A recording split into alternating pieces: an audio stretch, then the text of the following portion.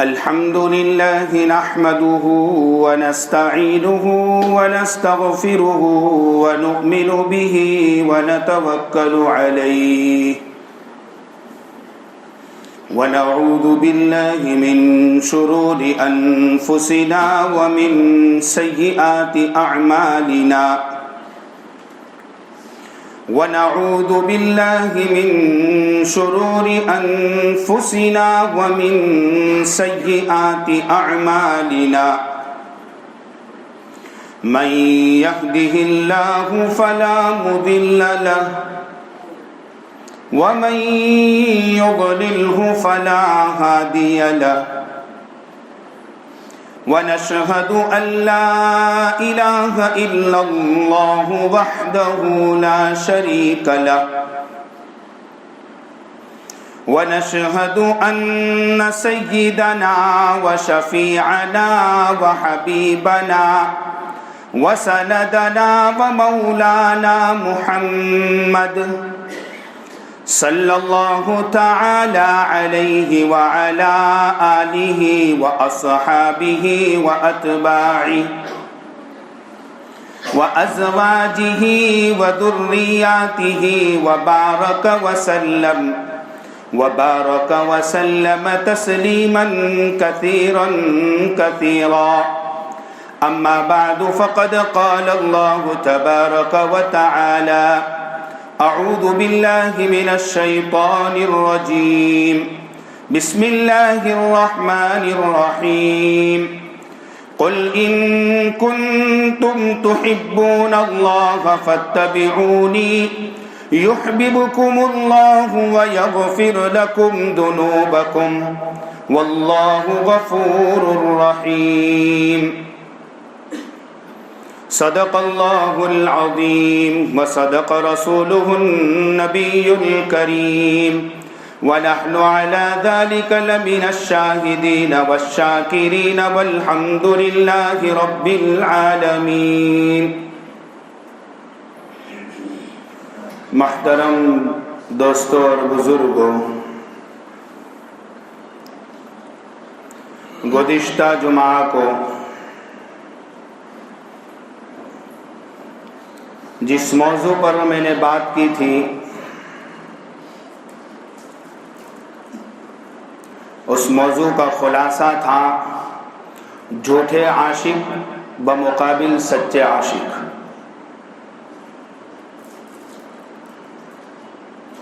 کچھ لوگ اپنے عشق کا اظہار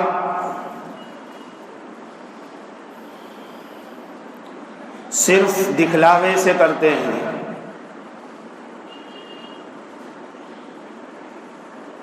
کسی صاحب نے مجھے میسج کیا، بولے اللہ بھلا کرے چائنا والوں کا کہ انہوں نے یہ بتیا بنائی تو ان جھوٹے عاشقوں کا بھلا ہو گیا اور یہ دلیل مل گئی کہ ہم بھی عاشق رسول ہیں، ورنہ اگر یہ بتیا نہ ہوتی تو اپنے عشق کا اظہار کیسے کرتے. بات سمجھ رہے ہو؟ ایسے بیٹھے جیسے کوئی زندہ ہے ہی نہیں.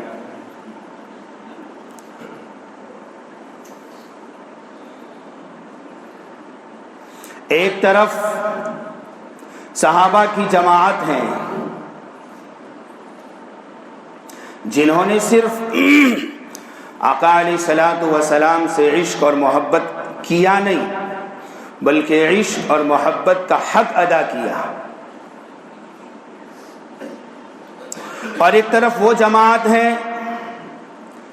جو صرف زبانوں سے ماڈرن زمانے کی ماڈرن چیزوں سے اپنا عشق ظاہر کرتی ہے.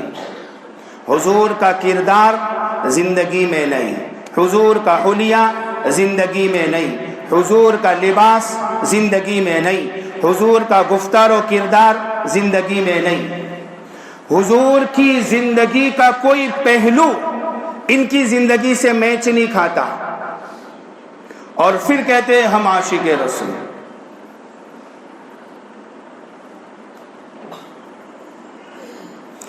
علماء نے لکھا ہے کسی بھی انسان سے عشق کے لیے دو چیزیں بنیادی ہوتی ہیں. ایک چیز جس سے آپ عشق کر رہے ہیں، جس کے عشق اور محبت میں آپ پاگل ہیں، دیوانے ہیں اور دعویٰ کر رہے ہیں کہ ہم فلانے کے عاشق ہیں، اپنے اس عاشق کے مقام اور مرتبے کو پہچانا جائے۔ پہلی چیز، ہر انسان کو مختلف لوگوں سے عشق اور محبت ہوتا ہے۔ ہر بچے کو اپنی ماں سے محبت ہوتی ہے، ہر شوہر کو اپنی بیوی سے محبت ہوتی ہے، ہر باپ کو اپنے اولاد سے محبت ہوتی ہے، ہر بھائی کو اپنی بہن سے محبت ہوتی ہے، سب سے محبت ہے۔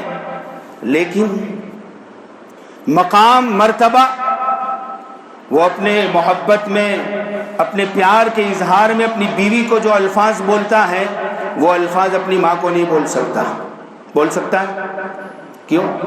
بیوی کا مقام الگ ہے، اس کا مرتبہ الگ ہے، ماں کا مقام الگ ہے، محبت دونوں سے ہے۔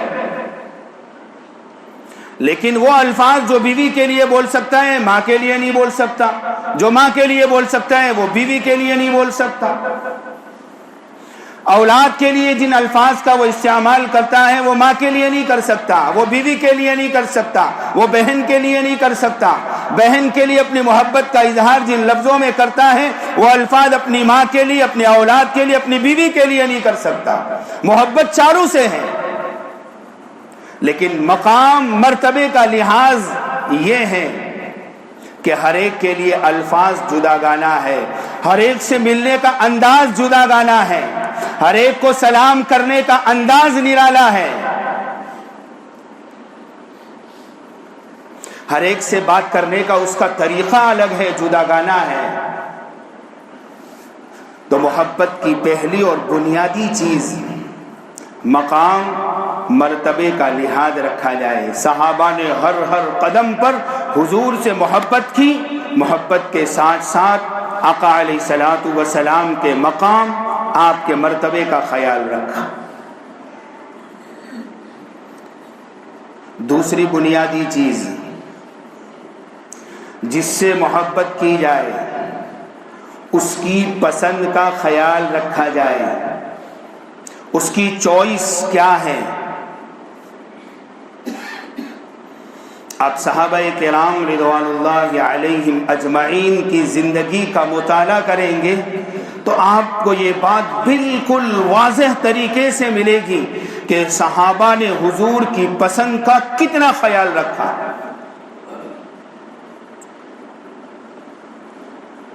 یہ جتنے بھی عاشق رسول 12 ربیع الاول کو روڈوں پر نظر آتے ہیں ڈھول تاشے کے ساتھ، یقین کے ساتھ کہتا ہوں آپ ان سے جا کر پوچھئے نبی کا نسب نامہ سنا لو، زیادہ سے زیادہ آپ کا اور آپ کے والد محترم کا نام یاد ہوگا، دادا کا نام نہیں یاد ہوگا۔ اگر دادا کا یاد ہے یقینی طور پر پردادا کا نام یاد نہیں ہوگا، لکھ لو۔ صحابہ نبی کے عاشق تھے، صرف نبی علیہ الصلوۃ والسلام کے خاندان کا نام نہیں، آپ کی گھوڑوں کے نسلوں کے نام صحابہ نے یاد کیا اور امت تک پہنچائے۔ یہ عشق ہے۔ آپ نے کتنے جانوروں کی سواریاں کی، ان جانوروں کے نام صحابہ نے یاد کیے۔ آپ کے پاس کتنی تلواریں تھیں، ان تلواروں کے نام صحابہ نے یاد کیے۔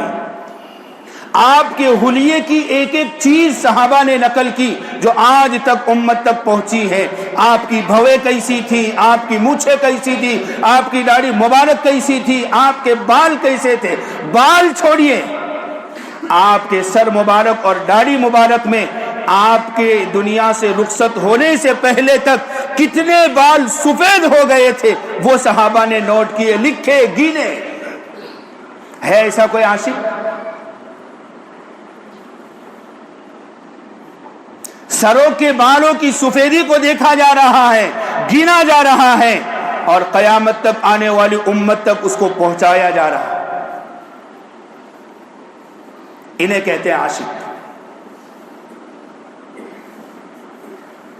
میں نے پہلے ہی کہا نا کہ تماشا کرنے والوں کے نہ کردار سے حضور کا عشق جھلکتا ہے، نہ گفتار سے حضور کا عشق، نہ لباس سے، نہ حلیے سے، بس نعرہ ہاتھ میں آ گیا ٹی وی سے، آدھی روٹی کھائیں گے، رسالت کو بچائیں گے، یہ نعرے لگ رہے تھے، سنے میں نے، لیکن رسالت کیا ہے نہیں پتا، نبوت کیا ہے نہیں پتا، مقام رسالت کیا ہے نہیں پتا، مقام نبوت کیا ہے نہیں پتا، بس ٹی وی سے کسی نے نعرہ دے دیا، چلو چلاؤ، گلی کوچوں میں سب کو پریشان کرو۔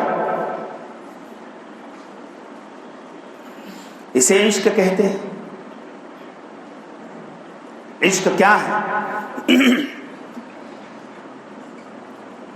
حضرت زید بن حارثہ رضی اللہ عنہ پورے قرآن کے 30 پاروں میں صحابہ میں سے یہ ایک واحد صحابی ایسے ہیں جن کا نام کے ساتھ قرآن نے تذکرہ کیا ہے 22ویں پارے کے دوسرے صفحے پر۔ صحابی تو ابو بکر بھی ہیں، سب سے زیادہ چہیتے صحابی ہیں، عمر بھی ہے، عثمان بھی ہے، علی بھی ہے، عبد الرحمن بن عوف بھی ہے، سعد بن ابی وقاص بھی ہیں، لاکھوں صحابہ ہیں، لیکن صراحت کے ساتھ تذکرہ صرف زید بن حارثہ کا کیا۔ زید بن حارثہ اپنے ماں باپ کو چھوڑ کر بھاگ کر، مختصراً عرض کر رہا ہوں، جناب رسول اللہ صلی اللہ علیہ وسلم کی خدمت میں آ گئے، اور اس طریقے سے آپ کے ساتھ گل مل کر رہنے لگے کہ آقا علیہ الصلوۃ والسلام نے ان کو اپنا بیٹا بنا لیا، منہ بولا بیٹا۔ پھر قرآن کی آیت نازل ہوئی، سورہ احزاب کے پہلے صفحے کی 21ویں پارے کے 17ویں صفحے کی آیت، کہ آپ اپنے منہ بولے بیٹے کو ان کے باپ کی طرف منسوب کرو، اپنی طرف نہیں۔ ان کو زید بن محمد کہا جاتا تھا، چونکہ آپ نے ان کو اپنا منہ بولا بیٹا بنایا تھا۔ تو قرآن نے فرمایا ادعوہم لآبائہم، تو زید بن حارثہ رضی اللہ عنہ کو ان کے والد اور ان کے چچا تلاش کرتے کرتے کرتے کئی ملکوں کے سفر کر کے پتہ چلا کہ وہ جناب رسول اللہ صلی اللہ علیہ وسلم کے پاس ہیں۔ آئے اور حضور علیہ السلام سے فرمایا آپ جتنی رقم لینا چاہو لے لو، ہمارے بیٹے کو ہمارے حوالے کر دو۔ آپ نے فرمایا مجھے رقم کی ضرورت نہیں ہے۔ پہلے پوچھا حضرت زید بن حارثہ سے، چونکہ اس وقت ماحول چل رہا تھا، دشمن اس طریقے کے حربے استعمال کر کے مسلمانوں کو پریشان کرتے تھے۔ فرمایا زید ان کو پہچانتے ہو؟ کہاں، یہ میرے ابا ہیں، یہ میرے چاچا ہیں۔ پھر آقا علیہ الصلوۃ والسلام نے فرمایا زید تمہیں اختیار ہے، چاہے تو دربار رسالت میں پڑے رہو، یہاں بھوک ہے، یہاں پیاس ہے، یہاں فاقے ہے، یہاں فقر ہے، یہاں تنگ دستی ہے، یہاں مسائل ہے، یہاں حالات ہیں، سب کچھ یہاں ہے۔ چاہو تو دربار رسالت میں رہو، اور چاہو تو اپنے باپ کے ساتھ، اپنے چچا کے ساتھ چلے جاؤ، عیش کی زندگی گزارو۔ باپ اور چچا مل کر بیٹے کو سمجھا رہے ہیں،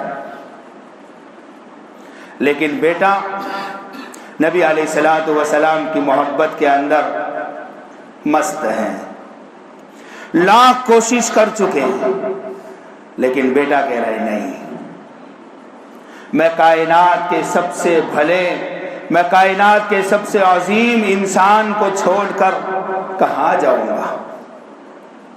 منع کر دیا۔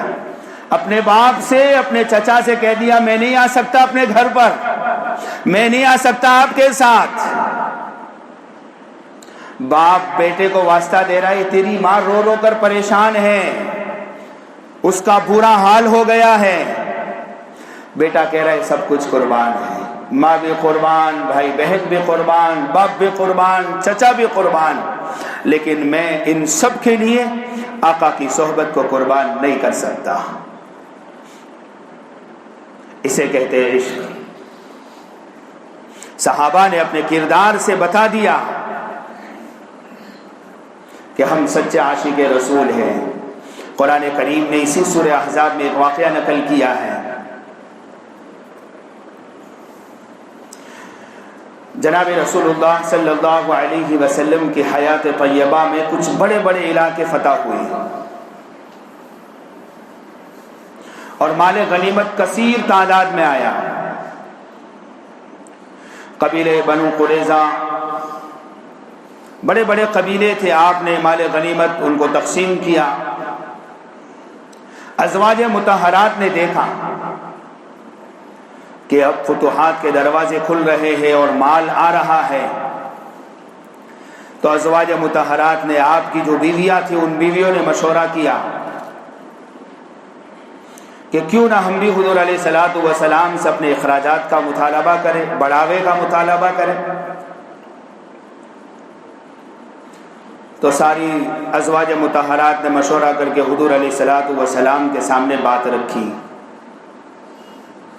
کہ قیصر و کیسر کی رہنے والی جو غیر ایمان والی عورتیں ہیں وہ تو اس طریقے سے ٹھاٹ کے ساتھ زندگی گزاریں، ان کے پاس کھانے پینے کی ساری چیزیں، پہننے کی ساری آسائش کی چیزیں، خدمت کے لیے ان کے پاس غلام خادم آئے، اور ہم ہیں کہ نبوت والے گھر میں رہ کر، رسالت والے گھر میں رہ کر، کائنات کے سردار کے گھر میں رہ کر فقر و فاقہ کے ساتھ زندگی گزارے۔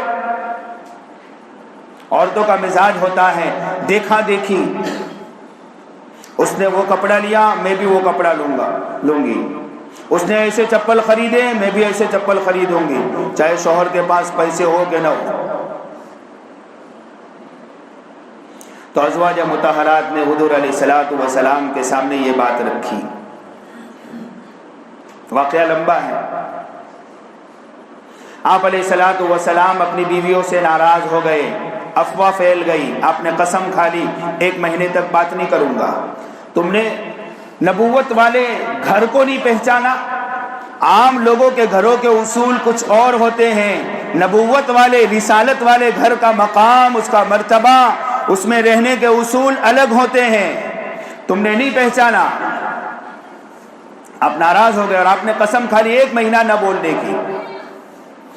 افواہ پھیل گئی، آقا علیہ السلام نے بیک وقت اپنی ساری ازواج کو طلاق دے دی۔ آیت کریمہ کا نزول ہوا، 21ویں پارے کی آخری صفحے کی آیت، سورہ احزاب کے 4تھے صفحے کی آیت۔ اللہ تعالیٰ اپنے پیغمبر سے کہہ رہے ہیں یا ایھا النبی قل لازواجک ان کنتن تردن الحیاۃ الدنیا وزینتها فتعالین امتعکن واسرحکن سراحا جمیلا وَإِن كُنتُنَّ تُرِدْنَ اللَّهَ وَرَسُولَهُ وَالدَّارَ الْآخِرَةَ أَعَدَّ اللَّهُ لِلْمُحْسِنَاتِ مِنكُنَّ أَجْرًا عَظِيمًا۔ آیت تخییر کہا جاتا ہے ان آیتوں کو۔ یہ آیتیں اللہ کے پیغمبر پر نازل ہوئی اور اس میں آپ سے یہ کہا گیا کہ آپ کھلے الفاظ میں اپنی ازواج سے کہہ دو ان کنتن تردن الحیات الدنیا وزینتها، کہ اگر دنیا کا مال و متاع چاہیے، دنیا کی زیب و زینت کے لیے تمہیں روپیہ پیسہ چاہیے، فتعالین، آؤ میرے پاس، امتعکن، میں دوں گا تمہیں، واسرحکن سراحا جمیلا، اور پھر میں تمہیں طلاق دے کر رخصت کر لوں گا، تم جس سے چاہو، جس کے پاس جانا چاہو جا سکتی ہو، اور اپنی دنیا کما سکتی ہو، اپنی دنیا جمع کر سکتی ہو، آرائش اور آسائش کی چیزیں لے سکتی ہو۔ روایتوں میں آتا ہے، امام ترمذی رحمۃ اللہ علیہ نے اس روایت کو نقل فرمایا ہے، عائشہ صدیقہ فرماتی ہے کہ ان آیتوں کے نزول کے بعد اللہ کے پیغمبر صلی اللہ علیہ وسلم سب سے پہلے میرے پاس آئے، میں آپ کو عشق رسول بتا رہا ہوں، سب سے پہلے میرے پاس آئے اور فرمایا عائشہ میں تم سے کوئی بات کہنے جا رہا ہوں، کوئی سوال کرنے جا رہا ہوں، میں تمہیں کوئی کوشچن پوچھ رہا ہوں، جلد بازی مت کرنا جواب دینے میں، اپنے ماں باپ سے جا کر مشورہ کرنا۔ آقا علیہ السلام نے فرمایا، ماں عائشہ سے فرمایا، اس امت کی سب سے بڑی فقیہہ ہے، ان سے کہہ رہے آقا عائشہ جلد بازی مت کرنا، اپنے ماں باپ سے، ابو بکر صدیق سے اور اپنی والدہ محترمہ سے جا کر مشورہ کرنا، پھر مجھے جواب دینا۔ عائشہ سوچنے لگی ایسی بات کیا؟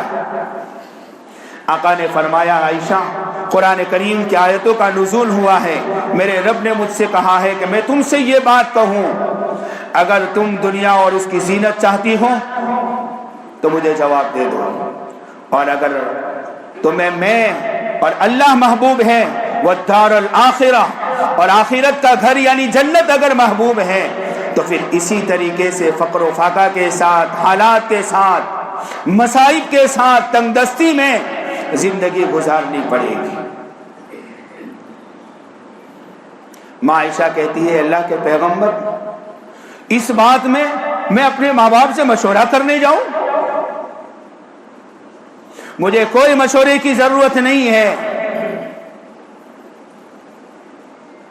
ایسی ہزاروں دنیا آ جائے میرے سامنے، میں ان دنیاؤں کے لیے، ان دنیا کی زیب و زینت کے لیے پیغمبر کے رب اور دار آخرت کو قربان نہیں کر سکتی۔ میرا یہ جواب ہے بغیر اپنے ماں باپ کے مشورے کے اور بغیر سوچے سمجھے کہ میں تو اللہ اور اس کے رسول کو چاہتی ہوں۔ اور پھر ماں عائشہ فرماتی ہے، بعض روایتوں میں یہ الفاظ ہیں، آپس میں سوکنوں کے اندر اختلاف رہتا ہے کہ اللہ کے پیغمبر میرا یہ جواب کسی دوسری ازواج سے مت بتانا۔ تو یہ عشق تھا، خود ہی مطالبہ کر رہی ہیں کہ دنیا کا ساز و سامان ہمارے لیے بڑھایا جائے، اخراجات بڑھائے جائے۔ جب آقا علیہ الصلوۃ والسلام رب کے حکم سے انہیں کہہ رہے ہیں کہ بڑھا رہا ہوں، تو کہہ رہی نہیں۔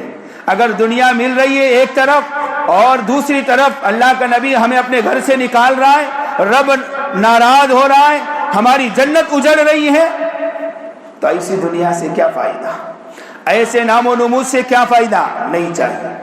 یہ تھا صحابہ کا اور صحابیات کا حضور سے عشق۔ بے شمار واقعات ہے، وقت ختم ہو گیا، کبھی موقع ملے گا انشاءاللہ سنائیں گے جن کی سنت باقی ہے۔